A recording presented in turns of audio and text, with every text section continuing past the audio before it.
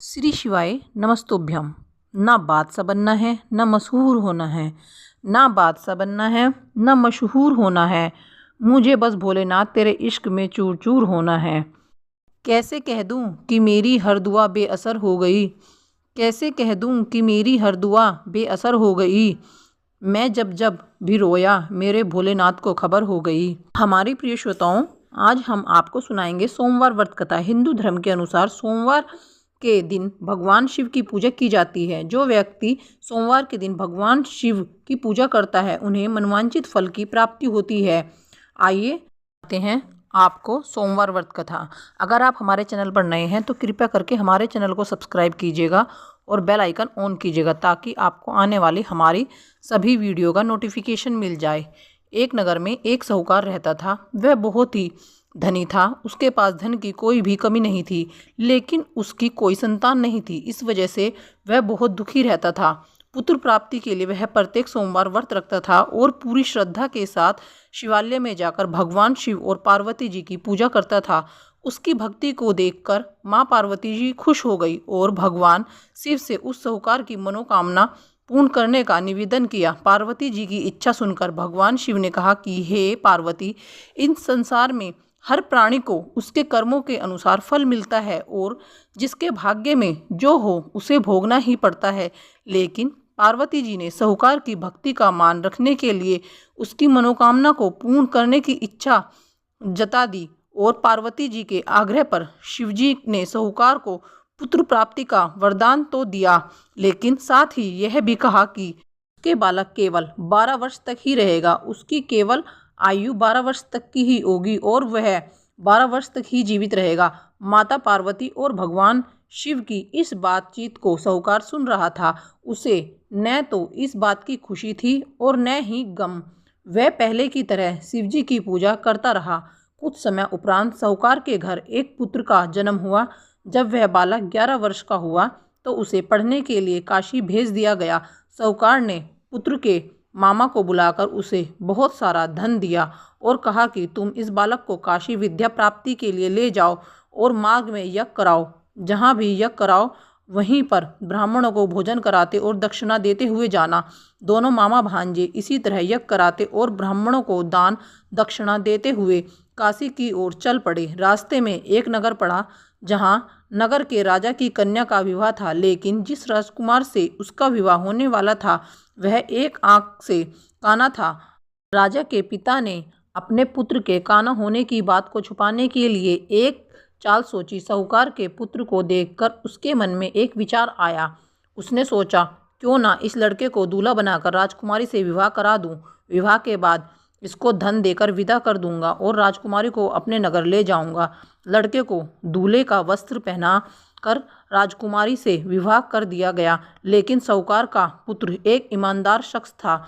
उसे यह बात न्याय संगत नहीं लगी। उसने अवसर पाकर राजकुमारी की चुन्नी के पल्ले पर लिख दिया कि तुम्हारा विवाह मेरे साथ हुआ है, लेकिन जिस राजकुमार के संग तुम्हें भेजा जाएगा वह एक आंख से काना है। मैं तो काशी पढ़ने जा रहा हूँ। जब राजकुमारी ने चुन्नी पर लिखी बातें पढ़ी तो उसने अपने माता पिता को यह बात बताई। राजा ने अपनी पुत्री को विदा नहीं किया, जिससे बारात वापस चली गई। दूसरी ओर साहूकार का लड़का और उसका मामा काशी पहुँचे और वहाँ जाकर उन्होंने यज्ञ किया। जिस दिन लड़के की आयु 12 साल की हुई उसी दिन यज्ञ रखा गया। लड़के ने अपने मामा से कहा कि मेरी तबीयत कुछ ठीक नहीं है। मामा ने कहा कि तुम अंदर जाकर सो जाओ। शिवजी के वरदान अनुसार कुछ ही क्षणों में उस बालक के प्राण निकल गए। मृत भांजे को देख उसके मामा ने विलाप शुरू किया। संयोगवश उसी समय शिवजी और माता पार्वती उधर से जा रहे थे। पार्वती ने भगवान से कहा, प्राणनाथ, मुझे इसके रोने का स्वर सहन नहीं हो रहा है। आप इस व्यक्ति के कष्ट को अवश्य दूर करें। जब शिवजी मृत बालक के समीप गए वह बोले कि यह उसी साहूकार का पुत्र है जिसे मैंने 12 वर्ष की आयु का वरदान दिया। अब इसकी आयु पूरी हो चुकी है। लेकिन मृत भाव से विभोर माता पार्वती ने कहा कि हे महादेव, आप इस बार को और आयु देने की कृपा करें, अन्यथा इसकी वियोग में इसकी माता पिता भी तड़प तड़प कर मर जाएंगे। माता पार्वती के आग्रह पर भगवान शिव ने उस लड़के को जीवित होने का वरदान दिया। शिवजी की कृपा से वह दोनों चलते हुए उसी नगर में पहुँचे जहाँ उसका विवाह हुआ था। उस नगर में भी उन्होंने यज्ञ का आयोजन किया हुआ था। उस लड़के के ससुर ने उसे पहचान लिया और महल में ले जाकर उसकी आवभगत की और अपनी पुत्री को विदा किया।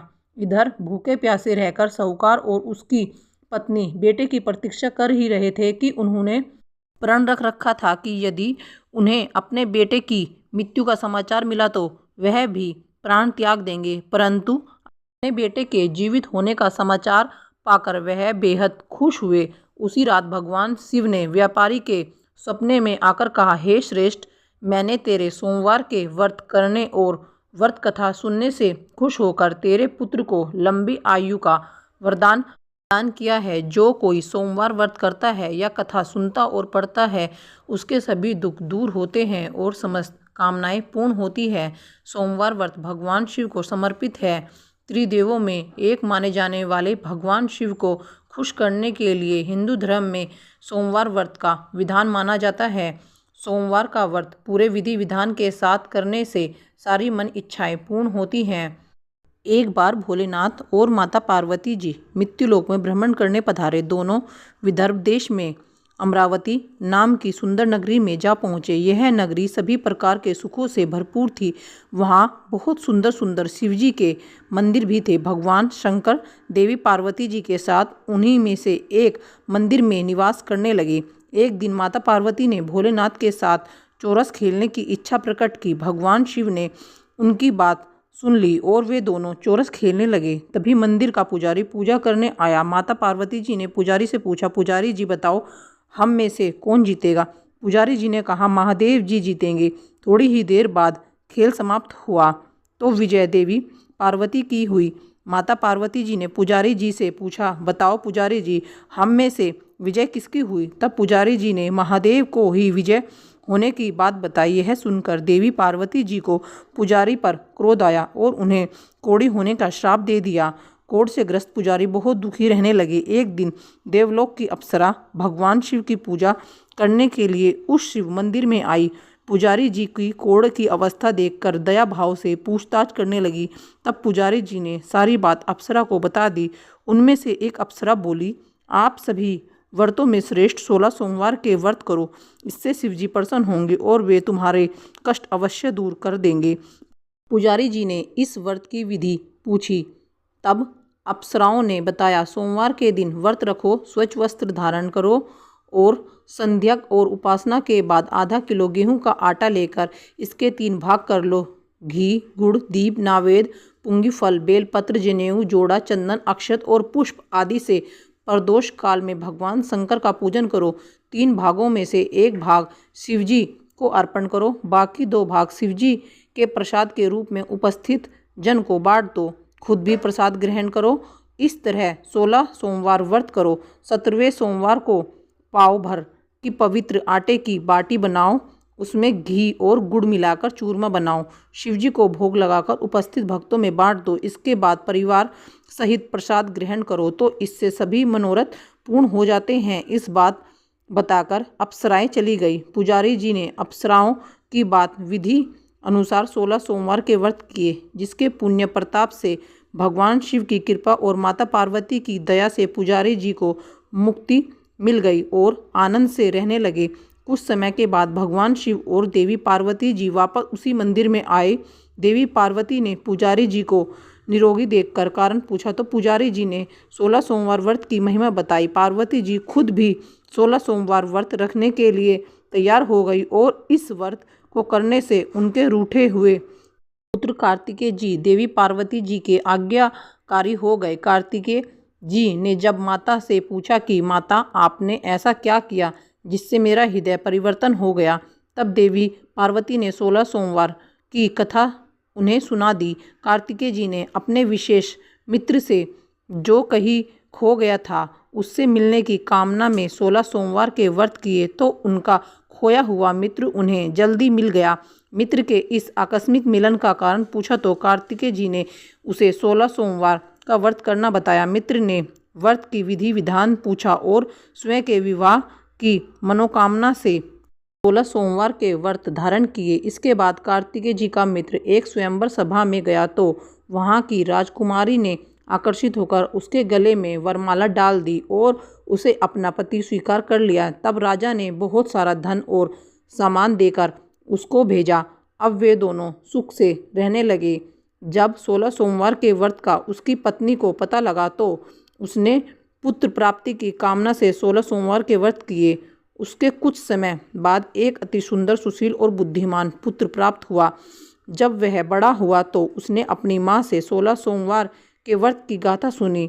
तब उसने भी राज्याधिकार प्राप्त करने के लिए 16 सोमवार के व्रत शुरू कर दिए।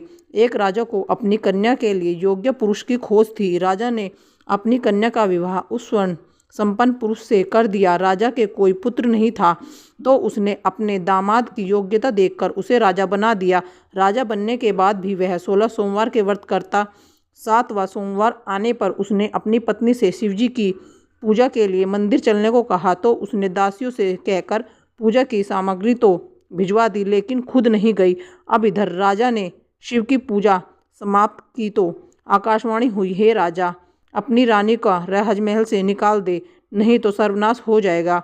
राज दरबार में आकर सभासदों से विचार विमर्श किया और सर्वनाश के भय से रानी को राजमहल से निकाल दिया। अपने दुर्भाग्य को कोसती हुई रानी नगर से बाहर चली गई। दुखी मन से चलते हुए वह एक गांव में जा पहुंची। वहां पर एक बूढ़ी माई थी जो सूत बेचा करती थी। बूढ़ी माई ने दया करके रानी को अपने साथ सूत बेचने के लिए रख दिया। जब से रानी का साथ रखा, बूढ़ी माई का तो सूत बिकना ही बंद हो गया। बूढ़ी माई ने रानी से वहां से जाने को कह दिया। अब रानी एक तेली के यहाँ काम कर मांगने गई। उसी समय तेली के मटके चटक गए, सारा तेल बह गया। तेली ने भी उसे वहां से भगा दिया। दुखी होकर रानी एक नदी के पास गई तो नदी का सारा पानी सूख गया। वह एक पेड़ के नीचे बैठी तो पेड़ के सारे पत्ते सूख कर गिर गए। आसपास के लोगों ने जब यह सब कुछ देखा तो उसे पकड़कर मंदिर के पुजारी गोसाई जी के पास ले गए। गोसाई जी देखते ही जान गए कि यह कोई विधि की मारी कुलीन स्त्री है। गोसाई जी ने रानी से कहा कि वह उनके आश्रम में उनकी पुत्री की तरह रह सकती है। अब रानी आश्रम में रहने लगी। रानी भोजन बनाती थी तो उसमें कीड़े पड़ जाते थे। पानी भरकर लाती तो वह गंदा हो जाता था। अब तो गोसाई जी ने एक दिन दुखी होकर उससे पूछा कि बेटी, तुम्हारी यह दशा कैसे हुई? यह किस देवता का कोप है? तब रानी ने शिव की पूजा में न जाने वाली बात गोसाई जी को बताई तो गोसाई जी बोले, पुत्री, तुम 16 सोमवार के व्रत करो, इससे तुम अपने सभी कष्टों से मुक्ति पा सकती हो। गोसाई जी की बात मानकर रानी ने 16 सोमवार के व्रत किए। 17वें सोमवार के दिन विधि विधान से शिवजी की पूजा भी की। पूजन के प्रभाव से राजा को इधर महल में रानी की याद सताने लगी और रानी को ढूंढने के लिए उसने चारों दिशाओं में अपने दूत भेज दिए। रानी की खोज में घूमते घूमते दूत गोसाई जी के आश्रम में भी पहुंच गए। राजा को खबर लगी तो राजा रानी को ले जाने आश्रम पहुंच गए। गोसाई जी ने बोला, यह मेरी पुत्री है। उधर राजन बोले कि यह मेरी पत्नी है। शिवजी के क्रोध के कारण मैंने इसे महल से निकाल दिया था। अब जब शिवजी का प्रकोप शांत हो चुका है तो इसे मेरे साथ जाने की आज्ञा दीजिए। गोसाई जी ने रानी को राजा के साथ जाने की आज्ञा दे दी। रानी बहुत प्रसन्न हुई। राजा और रानी के आने की खुशी में नगरवासियों ने खूब सजावट की, मंगल गीत गाए, पंडितों ने मंत्र आदि गाकर स्वागत किया। इस तरह धूमधाम से रानी का महल में प्रवेश हुआ। राजा ने ब्राह्मणों को दान आदि दिए, याचकों को धन धान्य दिया, जगह जगह भूखे लोगों को भोजन खिलाने के लिए भंडारे खुलवाए।